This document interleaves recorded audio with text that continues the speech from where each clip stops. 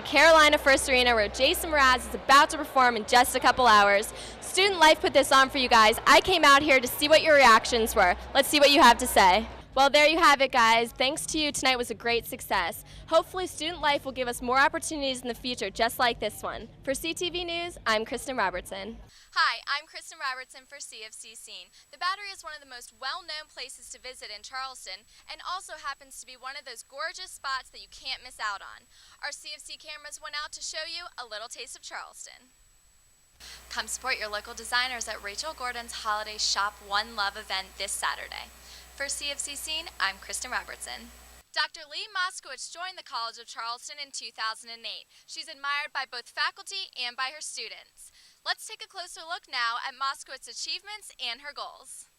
Dr. Moskowitz plans to continue her research here at the College of Charleston and encourages students to look out for the safe zone signs posted around campus. For CFC Scene, I'm Kristyn Robertson. For more information, go to the first floor of the Addlestone Library to talk to technologists. For CFC Scene, I'm Kristyn Robertson. The Cougar Countdown study break. As the semester comes to an end and final exams are rapidly approaching, students have the chance to decompress and remain focused. Students can take a study break and grab a snack in the Stern Center from 5 p.m. to 6 p.m. Thanks, Katie. Phase 1 of the College of Charleston's new Natural History Museum has around 3,000 fossils ranging from 25,000 to 3.4 billion years old. Thanks, Paulette. As expected, Republican Nikki Haley won governor position over Democrat Vincent Sheehan. According to the South Carolina State Election Commission's unofficial results, Haley won by about 5%. This gives South Carolina their first ever woman governor. Hi, I'm Kristyn Robertson for CFC Scene. The multiple suicides of gay college students after Rutgers University Tyler Clementi's suicide has brought awareness to the issues and problems that students are facing today on college campuses. The controversy now is whether or not the students that provoked Clementi's death will be charged with more than just invasion of privacy. The students charged with Clementi's death are being faced with invasion of privacy. Some people believe they should be charged with a hate crime. Because New Jersey's hate crime punishment is so severe, the two students could be facing up to 10 years in prison. Here in Charleston, Alliance for Full Acceptance President Jason Guerra tells us if he thinks they should be charged with a hate crime. Absolutely, with everything going on and the current temperatures with lots of suicides happening and the younger generations going through that while they're coming out, if you will. There's a lot of stress that comes along with that. How's your family going to feel? How are your friends going to feel about that? I think that we need to push our congressmen and senators to pass a federal legislation that protects hate crimes, specifically for the gay, lesbian, transgender, and bisexual community. Dr. Lee Moskowitz received an award earlier this year for her news discourse, gay rights activism, and same-sex marriage dissertation. Moskowitz says the way Clementi was bullied could be more damaging than other forms of harassment. If someone posts something about you and then it's sort of broadcast to hundreds, or gosh, it could be if you post a YouTube video about somebody, thousands of people, and then that is perhaps even more embarrassing. And it's also more permanent. The sting stays longer because it's there that you can look at every day. She also adds the issue of which charge should be inflicted on the perpetrators is complicated. Should it be a charge like murder, where they, did they murder this child, this other kid through cyberbullying? I don't know if I'd go as far as to say that. Did they have a major role in that individual's death? Absolutely. The trial is set to begin within the next few months for Clementi's case. For CFC Scene, I'm Kristyn Robertson. Webmail, WebCT, Cougar Trail, My Charleston. Have students had too many systems to learn this semester? I caught up with some students to see what they feel about this issue. I really strongly dislike webmail. I've had millions of problems with it. I actually switched from webmail and use Gmail now, and I just don't even touch that.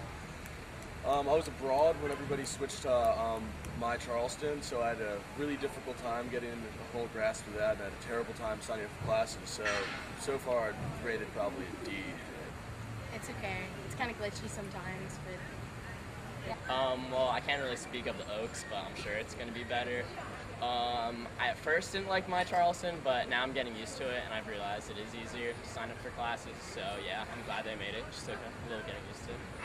I didn't really appreciate the Cougar Trail to My Charleston in my senior year, and I had to use My Charleston a lot because I'm a student worker, and all of our timesheets are on there and everything. And I find it to be really confusing, and signing up for classes was not easy at all. But I don't mind Web-CT to Oaks. I actually prefer Oaks. Oaks is awful.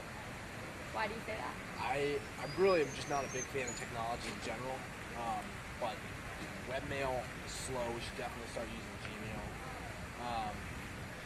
I think My Charleston is pretty disorganized in the way it's set up. I really like Cougar Trail better. I mean, granted, Cougar Trail was a mess to actually use. It was formatted, I think, a little clearer, whereas My Charleston, they're trying to make it too.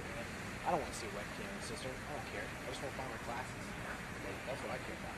Don't worry, students, the college does have hope for the future. Web-CT will be completely decommissioned by the spring 2011 semester. For more information, head over to the first floor of the Addlestone Library to talk with technologists. For CFC Scene, I'm Kristyn Robertson. Dr. Lee Moskowitz joined the College of Charleston in 2008. She's admired by both faculty and by her students. Let's take a closer look now at Moskowitz's achievements and her goals. Along with teaching 3 courses, she researches how controversial issues gets covered by the mainstream press. In 2009, she was awarded the Navsinger-Salwin White Award for her dissertation on news coverage of the gay marriage debate. So I got really interested in how does an issue that is really kind of on the outskirts or sort of on the margins suddenly become very central, really central stage. So I studied not only the media frames, how the media is framing this particular issue, how they're covering the issue, but I also wanted to talk to activists who were trying to work with media to shape their story for a larger mainstream audience, and what does that mean? Since becoming a part of the CFC community, she received the Outstanding Teaching Award in 2009. She has a pop with the prof, and you just go meet with her, and she just hangs out with her students. We have pizza, soda. You don't even have to talk about school. You can just hang out with her. I think that's really great that she tries to get to know her students. Moskowitz says her most recent work involves getting the Safe Zone trainings into effect. And Safe Zone trainings help faculty and staff provide a support system for LGBTQ youth here on campus. And the way that you know that a professor or staff member has been a Safe Zone trainee, if you will, is that they provide the sticker, which I have prominently displayed here, because not all students necessarily know that or feel that. So that was something that I did that was important for me to send that signal to students. Dr. Moskowitz plans to continue her research here at the College of Charleston and encourages students to look out for the Safe Zone signs posted around campus. For CFC Scene, I'm Kristyn Robertson.